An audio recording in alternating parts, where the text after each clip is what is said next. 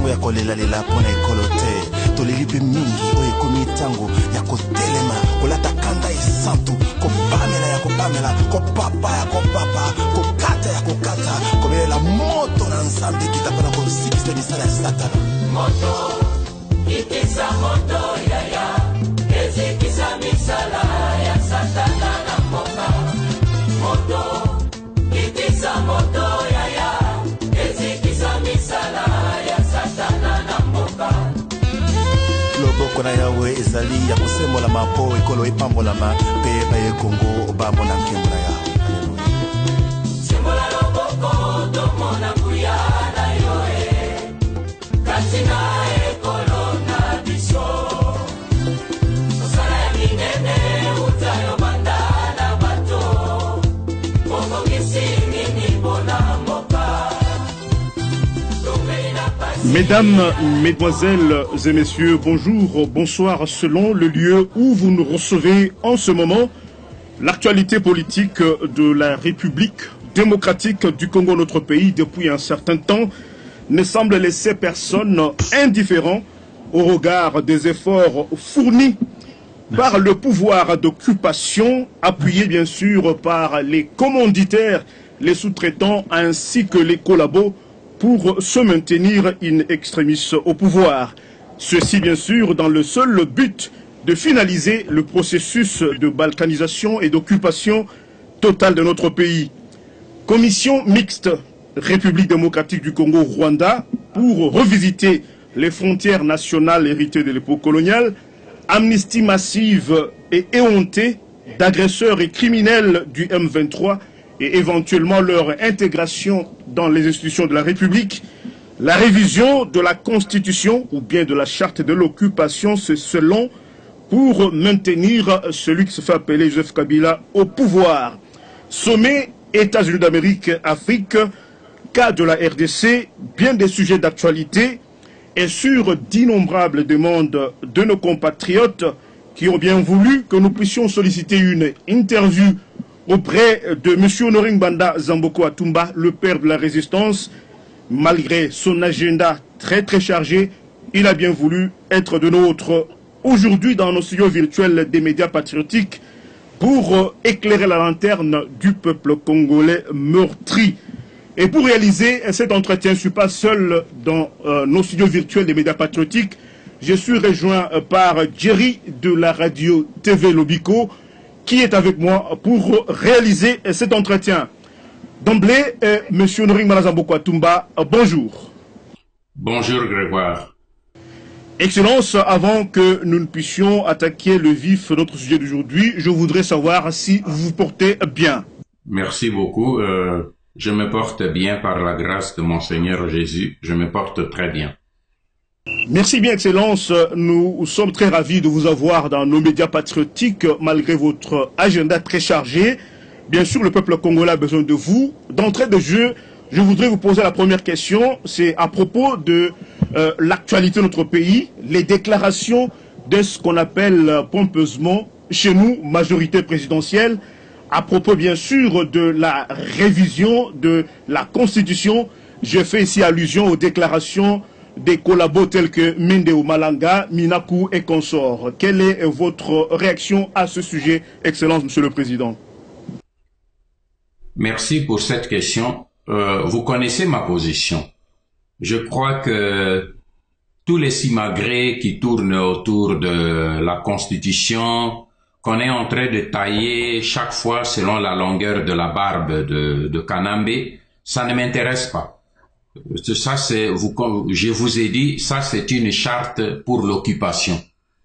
Mais c'est tout ce qui se passe maintenant qui m'inspire à attirer l'attention de la population congolaise et particulièrement de la jeunesse congolaise que vous êtes. Vous savez, en politique, quand vous faites une mauvaise appréciation, il faut savoir toujours le reconnaître. Au début de ce combat, depuis des années, je vous ai toujours dit, notre combat, ce n'est pas orienté contre les Congolais, mais contre les occupants et les multinationales et les puissances extérieures qui sont derrière ces puissances qui nous attaquent.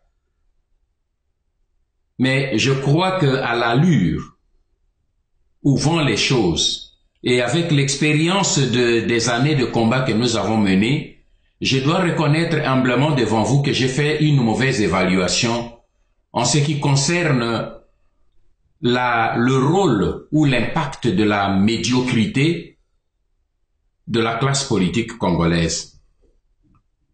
Et je dois vous dire aujourd'hui que vous me donnerez peut-être quelques minutes pour vous en parler, je vais vous expliquer pourquoi.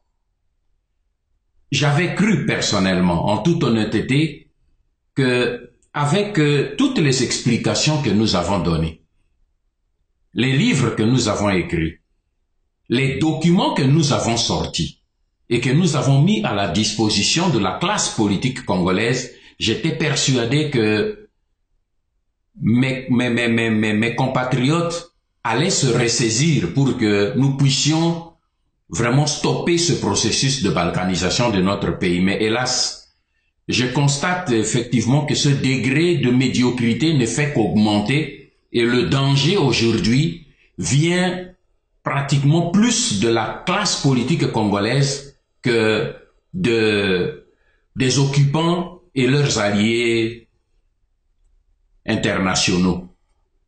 Je vais m'expliquer en vous donnant quelques faits précis. Regardez les gens que vous avez cités. Dans ce processus des élections 2016, et surtout dans cette querelle autour de la Constitution, partira, partira pas, vous avez constaté que Kanambe est resté muet comme une carpe. Mais qui parle? Hier, c'était Mende qui avait juré sur ses ancêtres que Kanambe ne modifiera pas la Constitution. Aujourd'hui, Kanambe envoie le même Mende devant le peuple congolais pour dire « Nous allons changer la Constitution ». Et il explique le tout avec la même verve et avec la même foi en Kanambe. De l'autre côté, vous trouvez Kimikie, qui fait la même opération. Les deux gaillards, ils sont même en train de rivaliser dans la flagornerie devant Kanambe, avec la danse de ventre, pour savoir qui séduira mieux Kanambe ou pas. Et vous avez vu dans cette course à la flagornerie, vous avez entendu c'est que l'autre, soi-disant professeur, père de famille, un homme âgé, sortir devant les enfants, ses enfants, ses cadets, et lancer un slogan, Kanambe totondi yote, ngana tondi yote. Kanambe posa na yo esiri na nongaite. Vous vous rendez compte de quel degré de médiocrité nous avons maintenant atteint au niveau de la classe politique congolaise? Ils savent tous que Kanambe est rwandais. Mais les deux là, regardez bien l'histoire. Mende comme Kinikie, ils sont formatés où? RCD Goma. Là, ils étaient tous en rivalité pour séduire et servir Paul Kagame. Aujourd'hui, hier, le même Kinikie, en 1997, il était en train de laver les pieds de Nzanga Mobutu avec sa langue pour devenir ministre et entrer dans le gouvernement où il était devenu le dernier porte-parole de Mobutu. J'ai vu cet homme, j'ai vu comment ce Kinikie rampait devant Mobutu qu'il appelait papa, papa, papa, papa. Écoutez ce qu'il dit de Mobutu aujourd'hui. C'est ce qu'il dira aussi de l'autre. Vous avez entendu Sakombi Nongo. Vous avez vu avec quel vocabulaire éloquent il a déifié Mobutu. Mais vous avez vu aussi comment il a descendu, il a pourfendu pour élever les ennemis de Mobutu. C'est ça le problème de la classe politique congolaise. Et c'est ce danger-là. Moi, je vous ai dit au début, ne vous occupez pas d'eux, occupons-nous des étrangers. J'ai commis une erreur, je le reconnais devant vous. Parce que c'est en négligeant cette classe politique congolaise que nous avons pris beaucoup de retard et aujourd'hui, nous avons un sérieux problème pour pouvoir aller de l'avant. Je vais vous donner 2 témoignages. Disons un témoignage qui comprend 2 faits. Je ne l'ai jamais dit. Le 15 mai 2002, pour la première fois, parce que j'ai quitté le pays le 15 mai 97, donc 5 ans jour pour jour, je suis descendu à Gbadolité, à l'invitation de Jean-Pierre Bemba, qui se trouvait là-bas, à la tête de MLC. Au ce moment, il occupait pratiquement la moitié de l'Équateur, en route vers Kinshasa.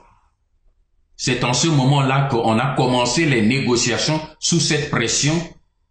Les multinationales, les puissances extérieures ont demandé une pression pour qu'on aille à Sun City. Il m'a demandé, il m'a invité, papa, est-ce que tu peux venir m'aider? Parce qu'il souhaitait que je renforce la délégation politique de MLC. J'ai dit non.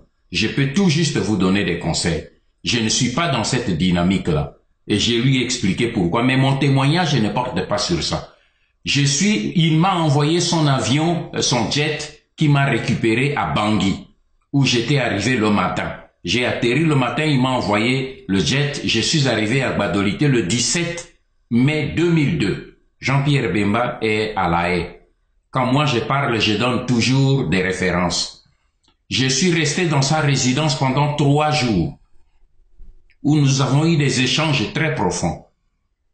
Ce que je vais dire ici, c'est parce que aujourd'hui, même si Jean-Pierre Bemba a échoué, c'est facile de jeter des pierres sur quelqu'un, mais ce jeune homme a beaucoup souffert des mêmes maux que je suis en train de subir pour ce combat de libération.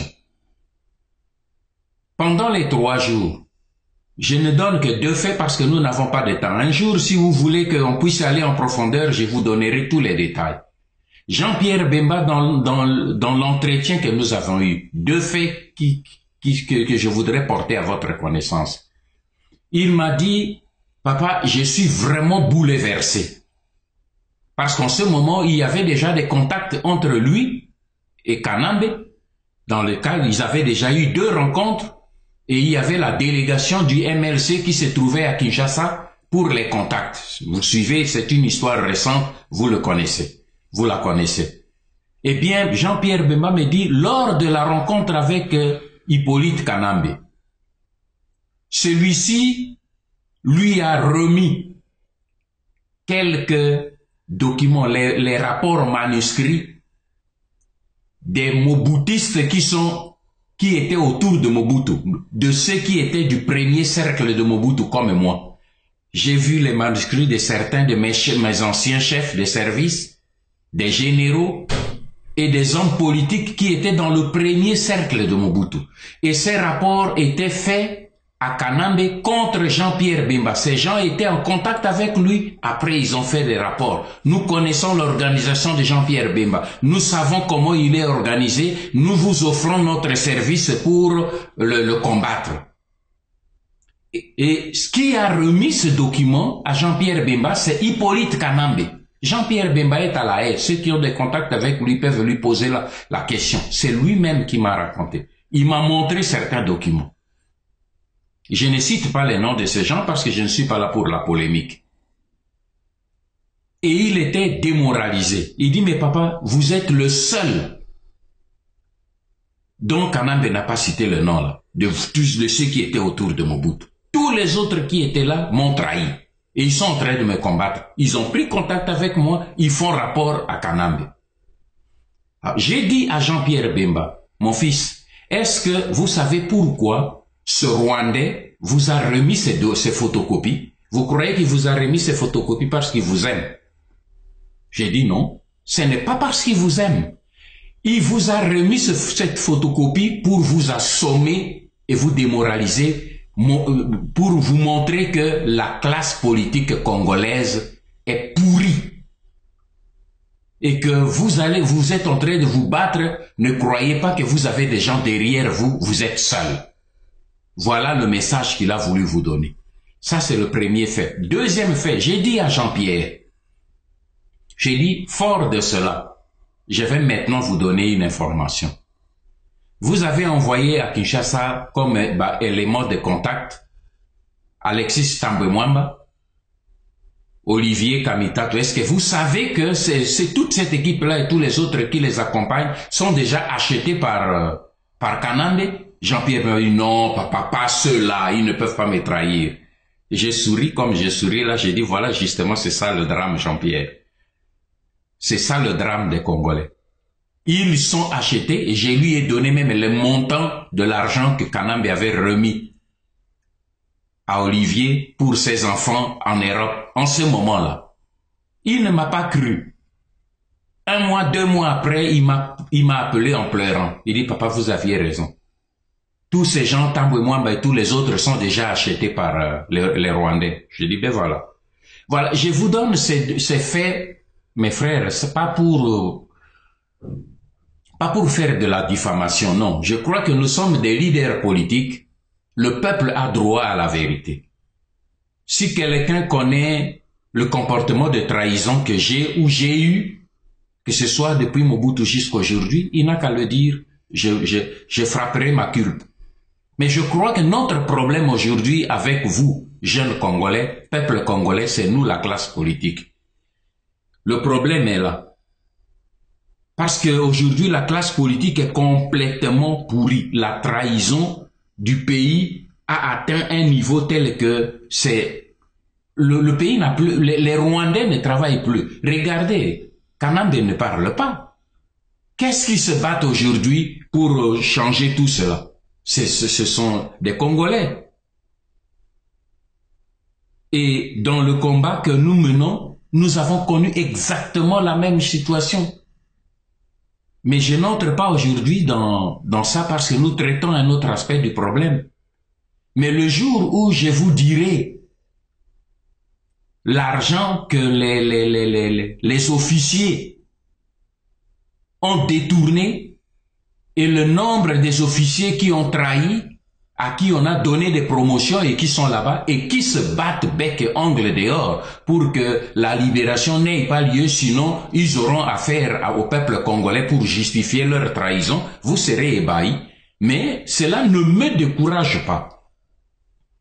C'est que moi je veux que vous sachiez qu'aujourd'hui l'histoire des changements de constitution, changement de ceci et tout cela, Kanambe est à l'aise parce que ce n'est plus lui qui fait le travail, ce sont les Congolais. Hier, je vous disais, je ne me bats pas contre ceux qui se dressent contre moi, ce ne sont pas des Rwandais, ce sont des Congolais. Aujourd'hui, c'est une affaire aussi du peuple congolais. Ceux qui sont en train de noyer aujourd'hui le Congo, de balkaniser aujourd'hui le Congo, ce n'est pas les Rwandais, ce n'est pas Hippolyte Kanambe, il est à l'aise, c'est le peuple congolais. J'ai sorti dans mon livre Crime organisé. Il y a un document là-bas que c'est l'email que James Kabarebe avait envoyé à Roubaix-Roy comme vice-président. Qu'est-ce qu'il a dit dedans? Les Congolais sont des traîtres par nature. Il suffit de leur donner un peu d'argent. Utilisons cette stratégie et vous verrez que le problème ne se posera pas. Alors, mon frère, je m'arrête là simplement. J'ai été un peu long, je ne serai pas long pour d'autres questions, j'ai été un peu long pour ça, parce que c'est un message important. Je crois que j'ai commis une erreur en disant la classe politique congolaise, c'est pas notre affaire, occupons-nous des étrangers. Non. Aujourd'hui, notre véritable danger, c'est la classe politique. Je ne dis pas que les autres ne sont pas dangereux, mais c'est eux aujourd'hui. C'est la classe politique aujourd'hui qui devient le danger numéro 1. Parce que dans ce qui se fait ici, tant que le peuple congolais ne se mettra pas debout pour qu'on se mette ensemble, ce sera impossible. Or, l'ennemi, la première barrière la plus difficile pour mettre le peuple congolais aujourd'hui, c'est la classe politique congolaise. Je vous remercie. Merci, merci, Excellence, Monsieur le Président national de la PARECO, Noring Mrazambo Kwatumba. Je passe à ma deuxième question, c'est à propos du gouvernement, donc la sortie prochaine du gouvernement dit de cohésion nationale. Et là, selon les rumeurs habituelles, vous le savez, la radio-trottoir est vraiment très forte chez nous. Éventuelle participation de la PARICO à ce gouvernement, alors qu'il était annoncé depuis l'année passée, Honoré Ngana Zambo-Kwatumba.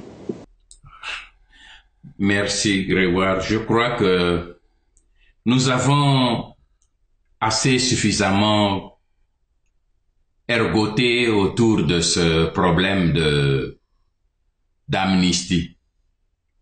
Je vous ai dit il y a 10 mois, je reviens là-dessus, je vous ai dit il y a 10 mois que tant que le M23 n'a pas été amnistié, il n'y aura pas de gouvernement. Kanambe, vous avez dit le gouvernement va sortir bientôt. Je suis intervenu le lendemain pour dire vous n'aurez pas de ce gouvernement tant que le M23 n'aura pas été amnistié. Et remarquez, quand maintenant 10 mois, 11 mois après, 11 mois, c'est bientôt une année, 11 mois après, quand il vient d'annoncer que enfin le gouvernement va sortir vers le 15 septembre, eh bien, quelques jours après, cette soi-disant amnistie est sortie. Mais cette amnistie qui est sortie, elle n'est pas sortie pour Mbanda, elle n'est pas sortie pour les Congolais, elle est sortie pour les Rwandais qui doivent maintenant infiltrer le gouvernement, les institutions et notre armée. Mes frères, ce n'est pas pour les Congolais que cette amnistie a été faite, non. Mais la preuve, c'est quoi? La preuve, c'est que dans cette amnistie, vous voyez que les vrais amnistiés, qui devraient être amnistiés, ils sont en prison. Le pasteur Coutinho, qu'est-ce qu'il a fait comme crime par rapport aux gens du M23? Pourquoi doit-il rester en prison et les gens du M23 amnistiés? Vous pouvez m'expliquer cela?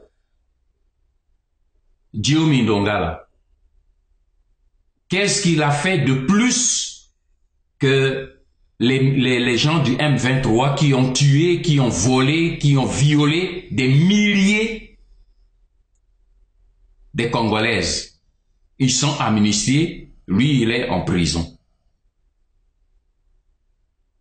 Les vrais assassins de Laurent Désiré Kabila, de Laurent Désiré Kabila, c'est celui qui fait le jeu de l'amnistie. Les assassins de la fille de Laurent Désiré Kabila, Aimé Kabila, ils sont libres. Et quand on vous dit ah, il y a des amnistiés de Honoré Mbanda, et on vous donne une association, je ne connais même pas ça par cœur, une association que moi je ne connais pas.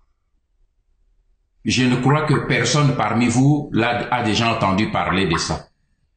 Mais je pose une question à ces gens de Kinshasa. Ces gens-là, de cette association-là, ils ont été jugés quand? Pourquoi quand on les avait jugés, on n'a pas dit que ce sont les gens de Mbanda? Vous vous rappelez quand ils ont été jugés? Moi, je ne sais pas. Et tous ces gens-là, je ne connais même personne. Parce que pourquoi? Parce que vous savez, les Rwandais, ils ont un principe avec lequel ils travaillent. Ils appellent ça Ugbegbe, c'est-à-dire le mensonge. Ils travaillent sur base de mensonges parce que le mensonge, c'est leur système, leur méthode opérationnelle. Le mensonge fait partie de leur nature pour opérer. Alors, quand ils disent, voilà, il y a des amnistiés, et donc, ce que je voudrais vous dire tout simplement, c'est que vous devez savoir une chose. Dans ce processus-là, de gouvernement qui va sortir et tout cela, mais ce gouvernement qui va sortir,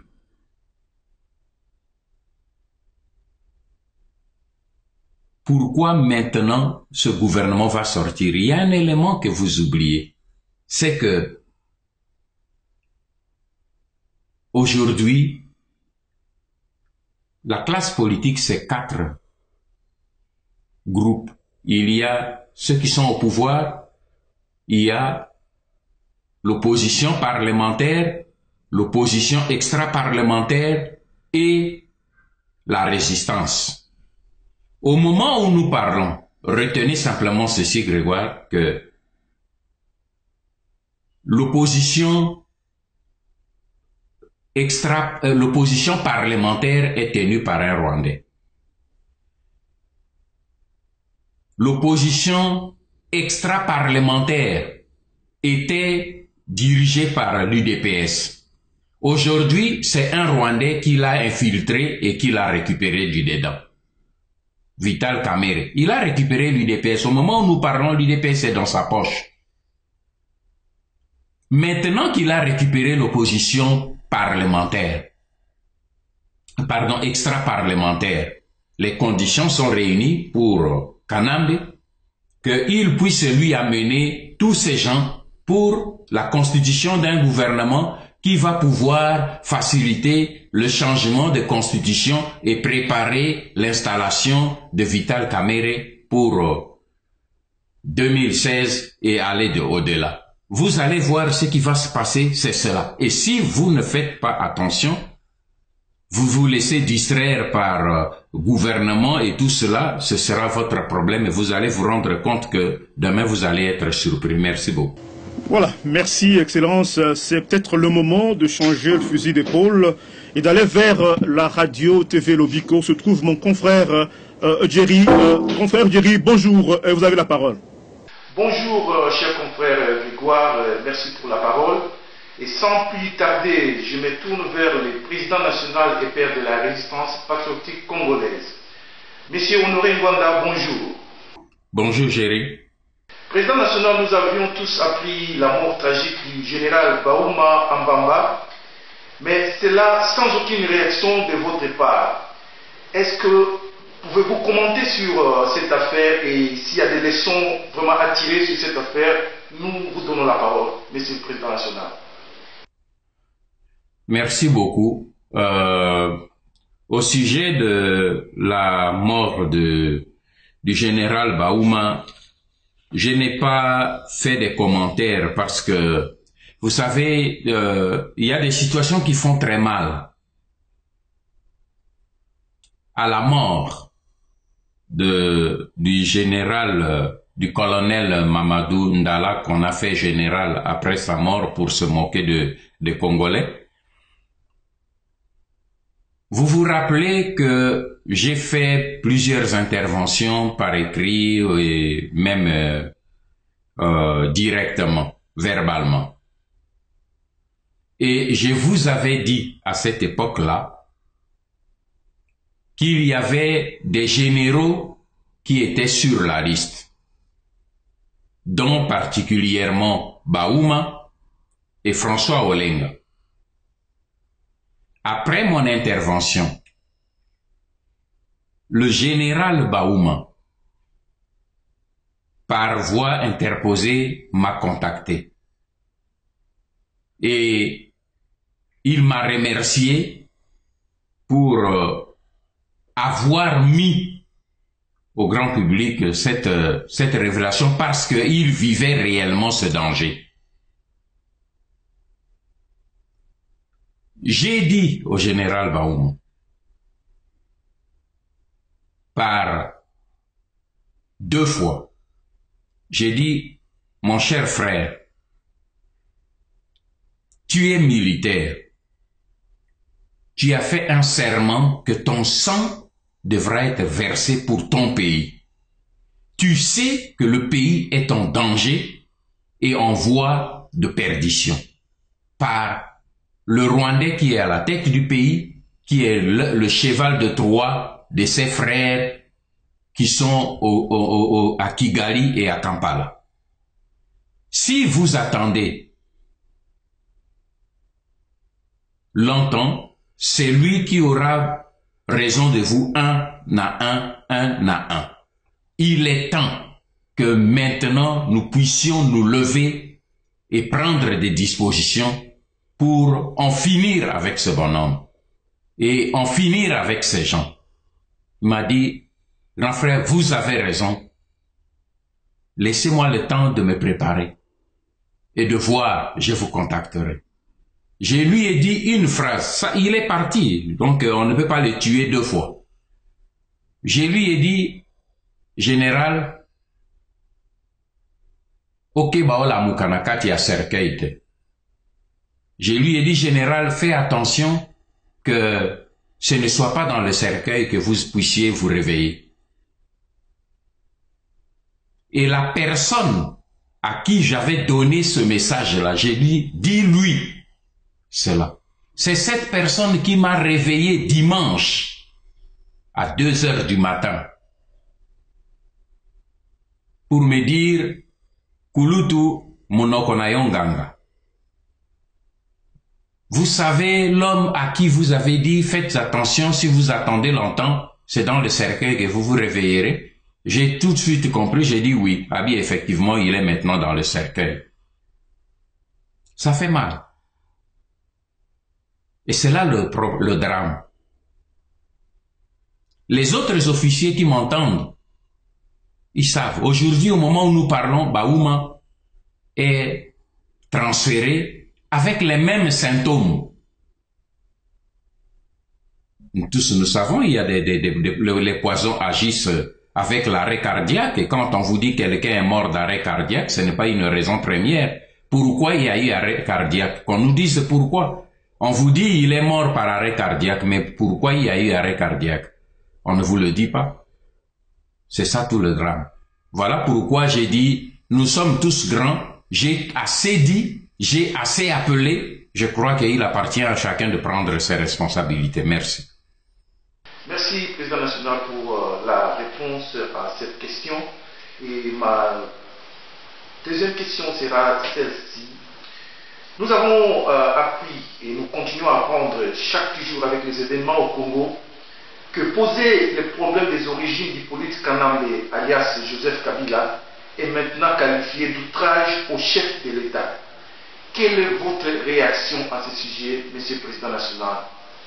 Vous savez, Jerry, ma réponse est simple là-dessus. Le problème des origines de Joseph Kabila, mais c'est un problème qui n'est plus un secret aujourd'hui. Mais qui soutiennent, ou mieux, qui protègent cette imposture? C'est la communauté internationale. Si lui, il réagit, quand ils ont réagi et ils ont arrêté le dernier Congolais qui a essayé de soulever ce problème, est-ce que vous avez entendu la réaction de la communauté internationale? Un député qu'on arrête parce qu'il pose le problème des origines d'un chef d'État. Un député, dans leur système, on l'arrête parce qu'il a posé le problème des origines d'un chef d'État. Et le monde entier, l'Union européenne, l'Union africaine, l'ONU, personne n'en parle, silence radio. Pourquoi? Mais remontez simplement, mon petit frère, remontez le temps. En 2006, c'est le SIAT qui avait organisé les élections chez vous au Congo. Et lorsque au premier tour, tous les Congolais ont été mobilisés, et c'est là que nous avons fait un travail de fond lors du premier tour. J'ai déversé au moins 6 messages radio, audio et vidéo à travers le pays pour démontrer et appeler les Congolais à se dresser contre l'imposteur qui est entré chez nous. Les Européens, les SIAT, les puissances extérieures ont compris le danger.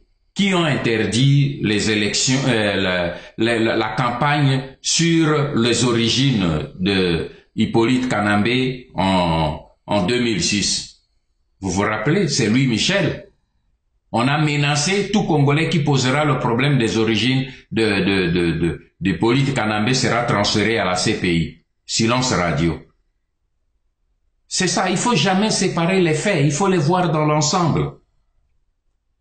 Moi, je vous avoue, aujourd'hui, je vous dis, je l'ai déjà dit, je vous répète, tous les services de renseignement des pays occidentaux ont des preuves et des assurances palpables que Hippolyte Kanambe est rwandais. Ils le savent, tous, sans exception. Ils le savent. Le problème, c'est que ils ont besoin d'un homme, d'un imposteur, parce que il obéit aussi, il le soumet au chantage. Tu sais que tu es rwandais, alors tu nous donnes le pétrole, tu nous donnes le bois, et tu nous donnes ceci, et on te laisse tranquille. C'est le marché qui se fait entre Hippolyte Kanambe et les multinationales. Ils savent tous qu'il est rwandais. Ne croyez pas que ils ne le savent pas. Ils savent.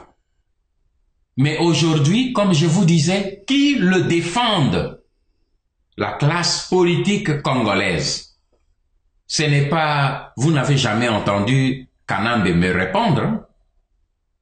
Il ne m'a jamais répondu et il ne me répondra pas. Parce qu'il sait qu'il n'a pas de réponse à me donner.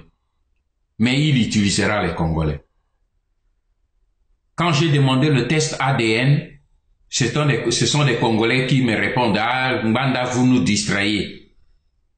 Quand je demande l'arbre généalogique, ce sont des Congolais qui viennent me répondre « Ah, Mbanda, vous cherchez des conflits ». C'est ça la médiocrité de la classe politique congolaise. Mais mon frère, j'ai visité presque tous les pays africains. Tous, sans exception. Il n'y a pas un seul pays africain que je n'ai pas visité. Mais je vous dis en connaissance de cause et en toute humilité, je n'ai pas vu une classe politique aussi médiocre que la nôtre. Parce que ce qui se passe dans notre pays, vous ne trouverez cela nulle part dans un autre pays africain, où les étrangers viennent occuper votre pays et ils utilisent la classe politique, l'élite politique de ce pays pour occuper ce pays et le détruire. Et c'est cette élite qui combat ceux de leurs compatriotes qui essayent de résister contre ceux qui viennent occuper. Il n'y a qu'au Congo qu'on peut trouver ça. Merci beaucoup. Merci, Président national, pour la réponse, satisfaction de notre part à vos réponses. Sans plus tarder, j'ai remis donc la parole à mon confrère des Congo Horizon. Grégoire, à vous la parole. Merci, confrère Jerry. Merci, Excellence, pour des réponses un peu plus claires. Moi, je voudrais maintenant passer à ma troisième question, mais je crois que je l'avais réservée compte tenu des demandes que nous avons reçues des patriotes congolais. C'était à propos, bien sûr, de l'amnistie de certaines personnes qualifiées de vôtres au pays, mais je crois que à la question que j'avais posée à propos du gouvernement, vous avez tenté d'y répondre.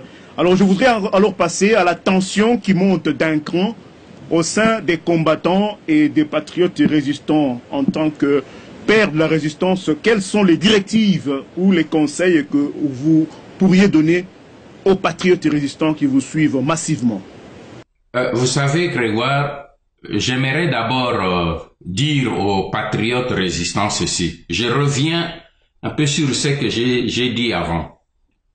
Nous avons au pays 4 groupes au niveau de la configuration de la géopolitique. Nous avons ceux qui sont au pouvoir, les occupants qui sont au pouvoir, qu'ils appellent eux leur majorité. Vous avez l'opposition parlementaire et vous avez ensuite l'opposition non extra-parlementaire, donc extra-parlementaire, et enfin, vous avez la résistance. Au moment où nous parlons, il faudrait peut-être que je revienne là-dessus. Au moment où nous parlons, le pouvoir d'occupation est dirigé par un Rwandais. 2. L'opposition parlementaire est dirigée par un Rwandais, Léon Kengo Adondo. 3. L'opposition extra-parlementaire, ou qui était pratiquement à l'abri de la mainmise rwandaise, est aujourd'hui sous le contrôle des Rwandais par le canal de Vital Kamerhe, que eux-mêmes acceptent et élèvent parce qu'on l'a infiltré là-dedans. Mais j'aimerais ouvrir simplement la parenthèse pour dire qu'en 2006, Vital Kamerhe a fait un travail immense. C'est lui qui a installé Hippolyte Kanambe et l'a fait élire. Et il ne s'en cachait pas, et je crois qu'il ne s'en cache pas. Ça passe de commentaires. En 2011, c'est le même Vital Kamerhe qui avait reçu mission d'infiltrer cette même opposition pour empêcher que l'opposition se fédère autour de la candidature de Étienne Tshisekedi. Parce que ils avaient exclu, ils avaient supprimé, comme j'ai dit ici, on taille la constitution à la barre selon la longueur de la barbe de Kanambe.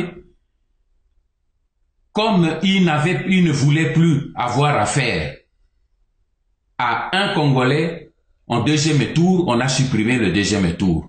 Mais dans le premier tour qui restait, Kamerhe avait reçu mission de désorganiser cette opposition pour que Kanambe ne se retrouve pas face à un candidat congolais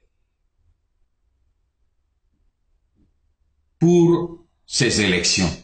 Et une fois de plus, Kamerhe a réussi cette mission. Vous vous rappellerez de ça. Et voilà qu'aujourd'hui, nous allons vers, ils sont en train de conduire les Congolais vers 2016. Et pour 2016, qu'est-ce qu'ils font? Ils sont en train de supprimer le suffrage universel direct. C'est-à-dire le peuple ne vote plus, Kanambe sera voté par le Sénat ou par les grands électeurs comme ils veulent le dire. Ça c'est un. Et de deux, dans cette opposition extra-parlementaire, je vous dis, et je le dis en connaissance de cause, ce n'est pas pour créer la polémique, l'UDPS qui était tête de pont pour cette opposition extra-parlementaire. Et nous devons reconnaître en politique, être humble et reconnaître la force de chacun. L'UDPS était il y a quelque temps, la force politique de l'opposition numéro 1 dans notre pays.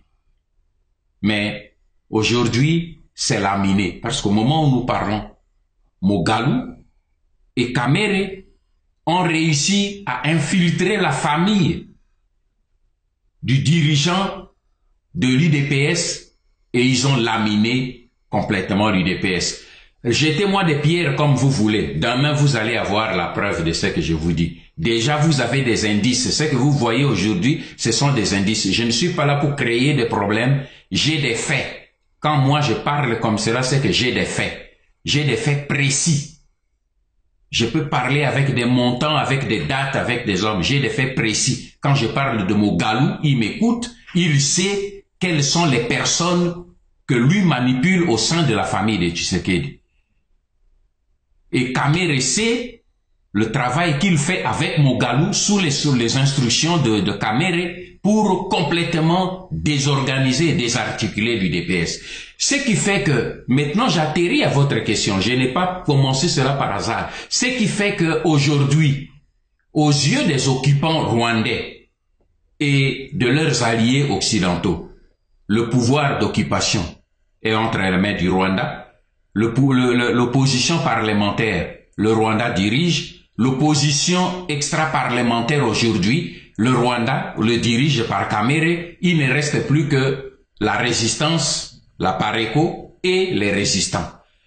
Conséquence logique, toutes les flèches sont aujourd'hui dirigées vers la Pareko et la résistance. Parce que la Pareko ne dirige pas toute la résistance. Il y a des résistants qui ne sont pas dans la Pareko.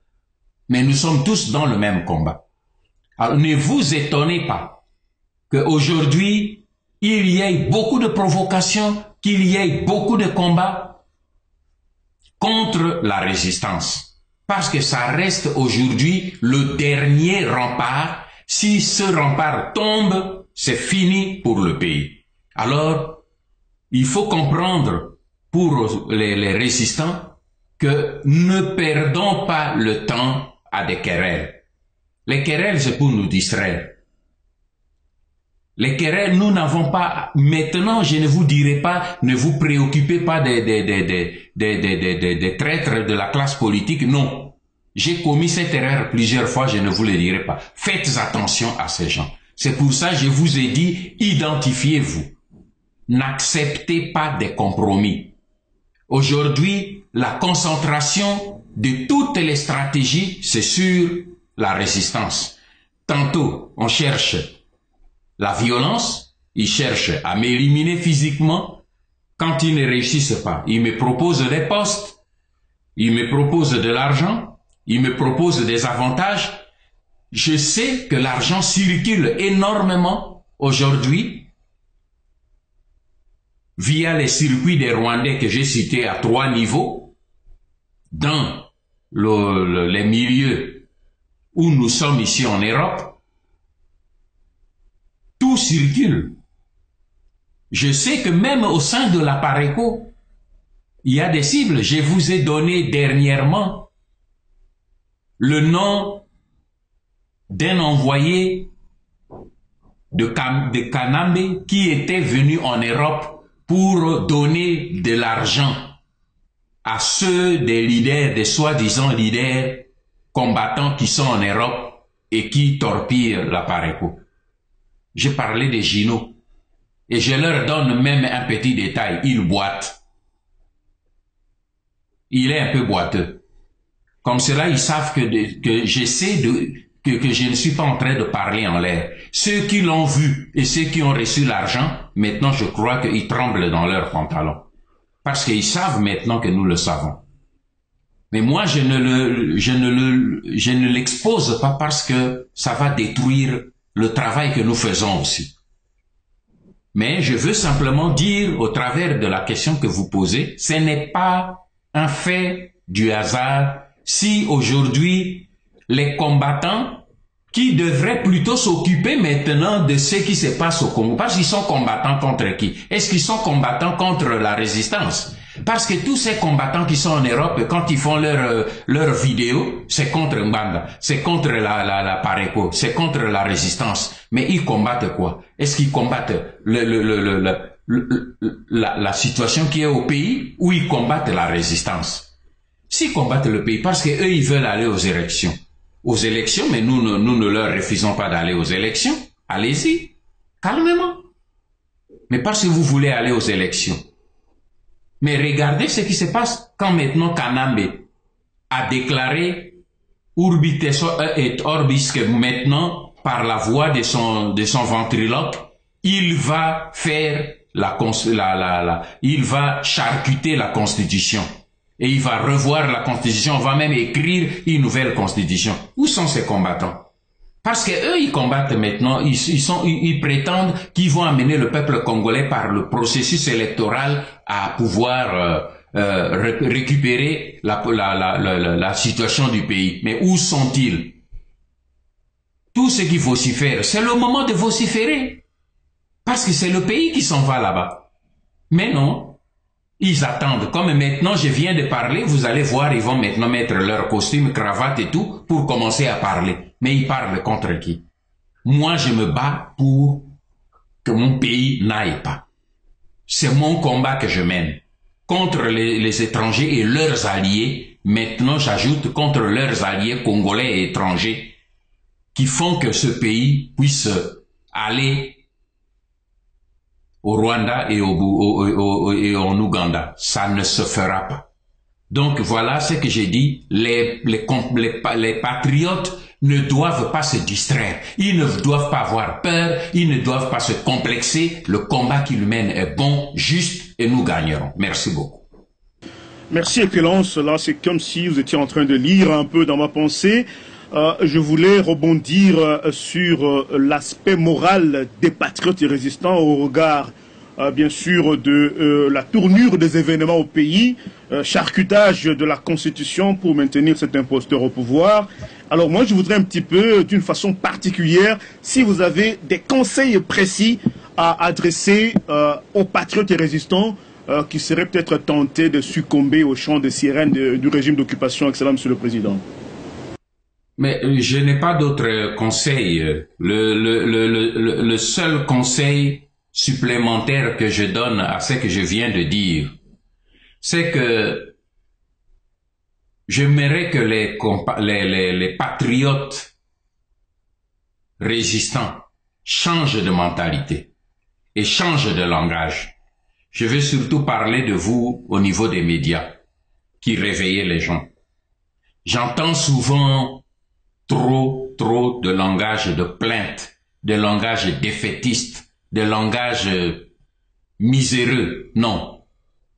Le combat que nous menons est un combat noble, mes chers frères. C'est un combat noble. Et c'est un combat que nous gagnerons. Soyez sûrs, nous gagnerons ce combat. Nous allons gagner ce combat. Regardez ce qui se passe.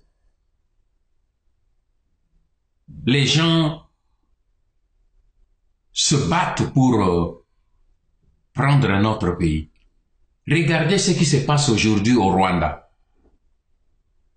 et à l'est du pays. Le Rwanda qui fait aujourd'hui des réunions pour pour fixer des bornes. Nous devons être plutôt vigilants.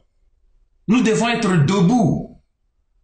Parce que c'est ce qu'ils font là. Mais qui ont déplacé des bornes? Je vais vous dire une chose. J'ai été président de la commission tripartite de sécurité Rwanda-Burundi-Zaïre pendant 5 ans.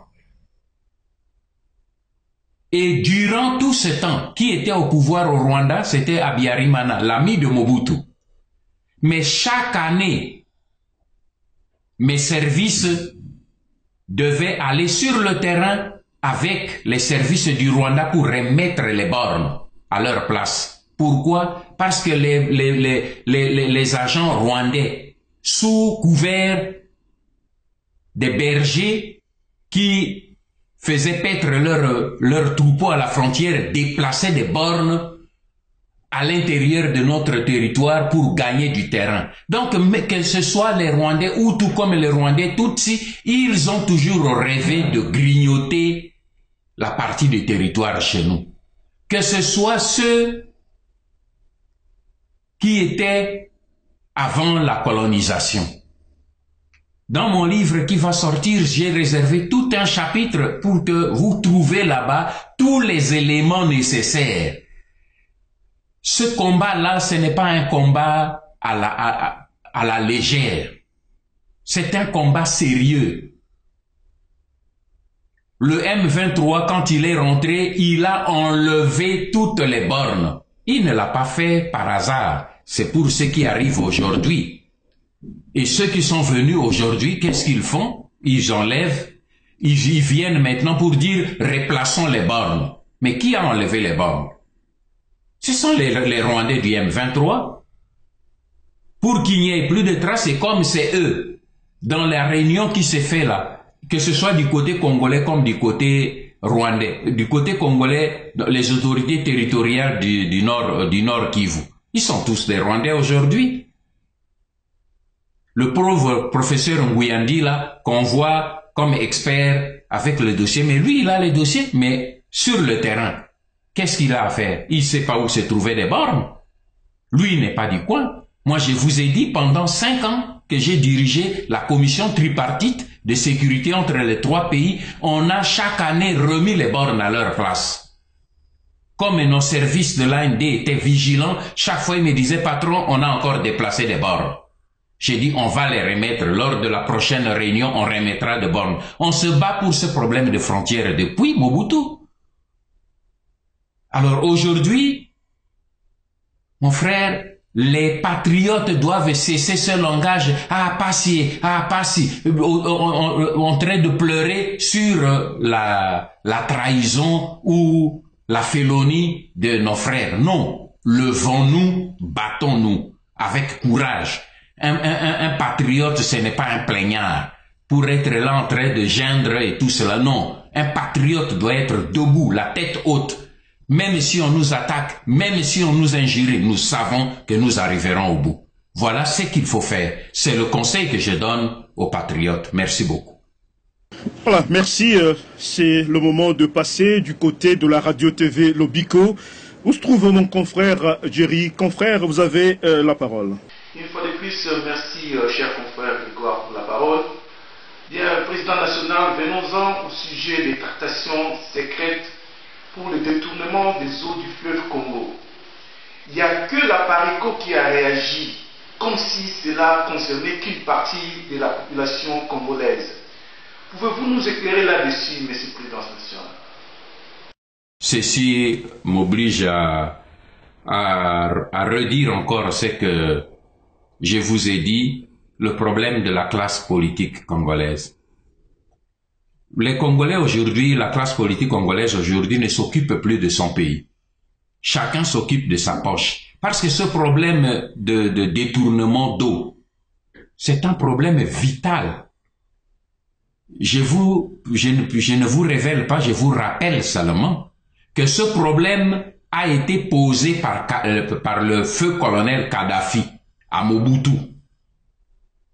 Tous les Mobutistes qui étaient à côté de Mobutu qui ont traité le dossier sont à Kinshasa. Personne ne va me contredire. Ce dossier a été posé à notre époque. Kadhafi avait proposé à Mobutu qu'on fasse 2 pipelines. Au moment où il était vraiment dans l'expansion de son pétrole. Et c'était au moment de la crise. Retenez bien que c'était au moment de la crise pétrolière. Kadhafi propose à Mobutu qu'il y ait un pipeline qui amène le pétrole de la Libye vers le Zaïre et en contrepartie l'autre pipeline qui amène de l'eau du fleuve Congo, du fleuve Zaïre vers le désert. Mais automatiquement nous avons dit niet, on n'a même pas pourquoi? Parce que c'est la mort, non seulement de tout le Congo, mais de tout le bassin du Congo. Parce que ce taux qu'on prendrait au niveau, comme maintenant là, la tractation se fait au niveau de l'Ubangi. La réunion que j'ai dénoncée dans ma déclaration politique, la réunion qui s'est tenue en Italie dernièrement, entre le Cameroun, le Niger, le Nigeria et le Tchad, pour le détournement les eaux du Congo, et dans cette réunion, la RDC n'est même pas présente. Vous vous rendez compte? Et ils discutent de notre eau, et nous ne sommes pas présents à cette réunion en Italie. Et ils veulent détourner l'eau à partir de la rivière Ubangi pour conduire ça vers le bassin du lac, du lac Tchad. Conséquence, c'est que tout le bassin du Congo va sécher. Parce que sur le plan des études scientifiques, si on détourne, tout l'écosystème pour le Congo est fini. Le fleuve Congo ne sera plus navigable 24/24. Et puis, tout le système tout l'écosystème va mourir automatiquement. Nous avions dit niet, mais aujourd'hui, le bois est vendu, la forêt est vendue, le sous-sol est vendu, et les Congolais sont là, l'élite, entre guillemets, la classe, je préfère dire plutôt la classe politique congolaise est là pour dire Kabila, Totondi on a noté, continuez à détruire, continuez à vendre, continuez à piller, continuez à évacuer toutes nos richesses de l'extérieur, nano Totondi ote. C'est ça le drame. Et c'est au peuple congolais, à la jeunesse congolaise que vous êtes, de vous mettre debout. Nous sommes au crépuscule. Le pays est à vous. Alors si vous laissez ce pays, c'est vous qui allez plus pleurer que nous. Mais là n'est pas le problème, parce que moi j'ai mes enfants. J'ai mes petits-enfants. J'ai aujourd'hui 10 petits-enfants. Et je ne parle pas de moi, je parle de tous les autres qui sont à l'est, qui sont à l'ouest, qui sont au nord, qui sont au sud. Que serez-vous demain? Là est le problème. Et si vous regardez faire cette mauvaise classe politique que nous composons aujourd'hui, alors vous n'aurez que vos yeux pour pleurer demain. Il est temps que nous puissions nous mettre debout. C'est une histoire des poignées d'hommes qui décident de se mettre debout. Je parle là de ceux qui sont à l'intérieur du pays, militaires, civils, religieux. Merci. Merci, Président national. Donc, je passe tout de suite là à ma prochaine question. Nous avions tous suivi avec indignation l'agression du président territorial de la Parico Maryland, M. Jacques Nyango. Pourriez-vous nous donner la suite du dossier, s'il vous plaît, M. le Président national? Oui, le dossier avance. Et comme c'est un dossier judiciaire, je ne voudrais pas faire du tapage là-dessus. Je crois que les avocats qui travaillent sur ce dossier feront des annonces dans les jours qui arrivent. Merci. Et merci. Une fois de plus, c'est avec satisfaction que je vais remettre la parole à mon confrère de Congo Horizon, Grégoire. À vous la parole. Merci, cher confrère Jerry de la radio-TV Le Bico. Excellence, nous tendons presque à la fin de notre entretien d'aujourd'hui, mais avant d'en arriver là, j'ai ma petite question. La dernière question que je pourrais vous poser, c'est à propos de la sollicitation d'un de vos jeunes frères patriotes congolais, Jacques Matanda Mamboyo, et Koudiakou Banza, qui vous a offert, bien sûr, de travailler ensemble avec vous pour que nous puissions libérer le pays de nos ancêtres, la République démocratique du Congo. Quelle est votre réaction donc à ce sujet, Excellence? Vous connaissez ma ligne politique, Grégoire, c'est que tout Congolais qui accepte que nous nous mettions ensemble pour créer une synergie pour libérer le pays est le bienvenu chez moi. Je ne fais que ça depuis le début. Malgré les critiques qui disent Mwanda est venu diviser, il est venu... Je ne fais que ça. J'ai tendu la main à mes aînés et j'ai ouvert mes bras à mes cadets. Jacques Matanda, j'ai suivi, je le connais, je ne le connais pas physiquement, mais je le connais politiquement. Il a été dans l'opposition avec l'UDPS. Il a poursuivi l'opposition avec l'UDPS et aujourd'hui, il est dans la philosophie de la résistance. Quoi d'autre que je puisse demander? Je lui ai déjà répondu, mais je n'aime pas faire du tapage, vous le savez, parce que la stratégie, ça ne se fait pas avec des tapages. Il est déjà en contact avec nous. Nous sommes déjà en contact avec lui et nous sommes en train de travailler sérieusement. C'est un garçon qui est très sérieux et il a de très bons contacts aux États-Unis. Et ça fait déjà une semaine, je crois quelques jours après sa demande, j'ai réagi très positivement et je crois que nous sommes déjà loin dans le processus de collaboration pour créer une synergie. Et c'est là un exemple d'un jeune frère qui a dit, Ouloutou, oublions le passé, mettons-nous ensemble. Nos chemins étaient divisés au début. Maintenant, nous avons un objectif commun. Mettons-nous ensemble et allons de l'avant. Moi, je ne dirais jamais non. Parce que la diversité, ce n'est pas l'adversité. On peut avoir la diversité de pensée, mais ça ne doit pas faire de nous, ça ne doit pas créer l'adversion entre nous. Donc, nous travaillons ensemble, mais nous devons travailler aussi dans la discrétion pour plus d'efficacité. Si vous voulez avoir plus de détails, vous pouvez lui poser la question. Je crois que c'est Bendele qui l'avait reçu, il peut lui poser la question. Il vous confirmera ce que je suis en train de vous dire. Merci beaucoup.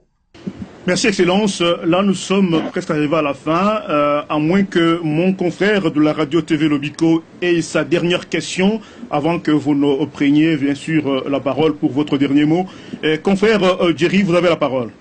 Oui, merci Grégoire. Président national, vous avez brièvement touché déjà à cette question, mais je voudrais juste insister sur le fait qu'il y a des tensions qui semblent grandir entre les combattants et les résistants au sein de la communauté congolaise. Avez-vous juste un conseil ou, si pas des directives pour les résistants que nous sommes, Monsieur le Président national? Je viens de le dire, prenez conscience que nous sommes le dernier rempart. Prenez conscience que nous sommes le dernier rempart. Aujourd'hui, pour notre pays, nous ne pouvons plus compter sur la communauté internationale. Dans mon livre qui sort bientôt, j'ai été plus loin. Ça va m'écouter des risques, je le sais, mais je le fais comme un témoignage politique qui jugera chaque Congolais, même dans les siècles qui viennent. Parce qu'ils diront, tiens, il y avait quand même un Congolais ou un groupe de Congolais qui avait tiré la sonnette d'alarme. Mais alors, on ne peut pas dire qu'on ne le savait pas. C'est le travail que je fais. Dans ce document qui va sortir, ce sera comme une petite encyclopédie de toute cette période d'instabilité créée par le processus d'occupation. Nous y abordons avec mon jeune frère tous les points et des choses que vous ne connaissez pas, des choses qu'on ne vous avait pas dit. Le rôle de chacun, tout est là-dedans. Pour que vous puissiez disposer, cette fois pas simplement de l'information, mais des outils pour vous battre même quand je ne serai plus là. Mais que vous disiez, on a les outils, on a maintenant les éléments. Ce document sera un outil de combat pour chacun de vous. Parce que même si nous libérons le pays, le combat n'est pas fini. Le combat continue. Donc vous devez être équipés. Mon problème, c'est de vous équiper pour que le combat soit fort. C'est pour ça que je reviens sur ce que j'ai dit. Identifiez-vous. Identifiez-vous entre vous pour que vous ne soyez pas infiltrés et puis résistez. La résistance ici, c'est non seulement contre l'occupant, mais contre ses méthodes de corruption, d'achat, parce qu'aujourd'hui, beaucoup parmi vous tombent sous l'effet de charme de corruption. Parce que l'arme que l'ennemi utilise aujourd'hui au sein de la résistance, c'est la corruption. L'arme qu'il utilise, c'est de dresser les Congolais contre les Congolais. Et en ce moment-là, eux, ils gagnent du terrain. Ne cédez pas à ce piège. Voilà le conseil que je donne. Faites confiance à votre Dieu. Moi, je fais confiance à mon Dieu que je sers, Jésus-Christ. Je sais que nous gagnerons. Parce que quand vous aurez vu les choses que je vous révèle dans le document, la puissance et le nombre des puissants qui s'occupent du travail de la balkanisation du Congo, ce sont les mêmes spécialistes, les mêmes experts qui ont fait le travail de la balkanisation de la Yougoslavie, ce sont les mêmes qui ont fait le travail de la balkanisation du Soudan, ce sont les mêmes qui se battent, les mêmes experts pour la balkanisation de la RDC. Mais jusqu'ici, s'ils n'ont pas réussi, ce n'est pas simplement pour la résistance, mais c'est parce qu'il y a quelqu'un qui est assis sur le trône et qui agit. Et moi, je sais que nous sortirons vainqueurs. Nous sortirons vainqueurs. Et je termine peut-être par une petite observation qui me concerne personnellement. parce que j'ai reçu beaucoup de questions et cette question-là, je tenais vraiment à le préciser. Parce que chez moi, il y a des points, comme on dit, des points qui ne sont pas négociables. Peut-être que vous avez des gênes pour me poser cette question, mais je l'ai reçue 2-3 fois parce que j'ai mes contacts. Ah, les gens qui disent, mais président national, vous êtes leader des Congolais et vous utilisez le nom de Jésus en public quand vous parlez politiquement, mais tout le monde n'est pas croyant et ça gêne ceux qui ne, parce qu'il y a des musulmans, il y a des kimanguistes, il y a ceci ou cela, donc tout le monde ne croit pas en Jésus. Il vaut mieux ne pas utiliser le nom de Jésus, mais dire simplement au nom de mon Dieu. Je vous respecte, c'est votre point de vue. Mais je veux simplement vous dire ceci. Que tous les leaders politiques, tous, sans exception, noirs, blancs, jaunes, rouges, tous, ils ont leur force spirituelle quelque part. D'autres vont chez les marabouts, d'autres vont chez les sorciers. Kanambe va à Kamba, il va au Bandundu, auprès des sorciers, auprès des chefs coutumiers, pour chercher l'appui spirituel. Les autres sont des francs-maçons, ils ne se cachent pas. Vous voyez tous ces personnalités politiques du monde et de l'Afrique qui se déversent à Nice chaque année, ils ne se cachent pas. Ils ne me gênent pas. Quand ceux qui disent que Bisso Zenabokoko, ça ne me gêne pas. Moi, c'est Bouddha, ça ne me gêne pas. Mais pour quelle raison, quand je parle de Jésus, ça devrait gêner les autres? Moi, j'ai dit, c'est le Dieu que je sers, le seul. Et c'est ça ma force politique. Vous voulez que j'abandonne la mienne pour que j'adopte la vôtre? Au moment où je sais que la mienne, je suis sûr, elle est supérieure. Non. Vous m'excuserez, il y a des points qui ne sont pas négociables. Et c'est sur ce point-là que je voudrais terminer et vous dire que ce Jésus que je sers, ce Dieu puissant que je sers, il combattra. Moi, je combats pour lui et avec lui. Et je sais que nous gagnerons. Merci beaucoup. Merci, Président national, pour votre disponibilité et pour les éclaircissements. Mon cher confrère Grégoire, je vous redonne la parole. Merci, confrère Jury. Voilà, c'est la fin de notre entretien d'aujourd'hui, riche en couleurs, avec M. Honoré Ngbanda Zamboko Atumba, le président national de la PARECO. Excellence, ça a été un grand plaisir et un honneur pour nous, les médias patriotiques Radio-TV Lobiko, Radio-TV Bendele, Radio Polele et Congo Horizon Média Plus. Malgré vos multiples occupations, vous avez accepté de consacrer plus d'1 heure sur nos antennes pour éclairer la lanterne du peuple congolais. À vous tous qui nous avez suivis de par le monde, merci pour votre fidélité à nos médias patriotiques. Bonheur, prospérité et longévité est chez vous. À très bientôt. Bonsoir.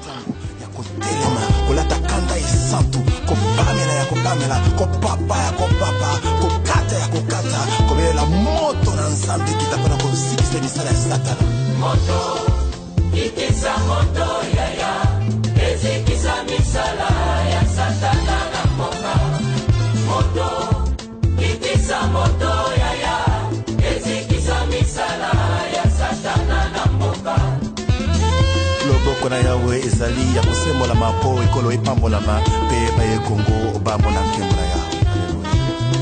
Sembola loboko tomona kuya na yoe. Katina ekolo na biso.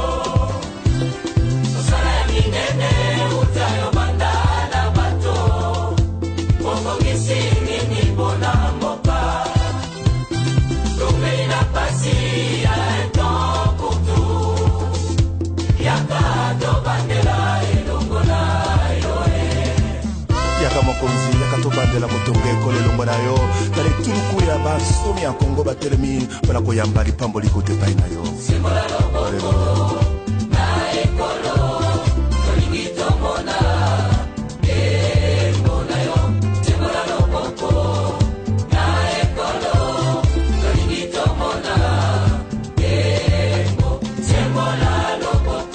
tomona buya, tobebisa mi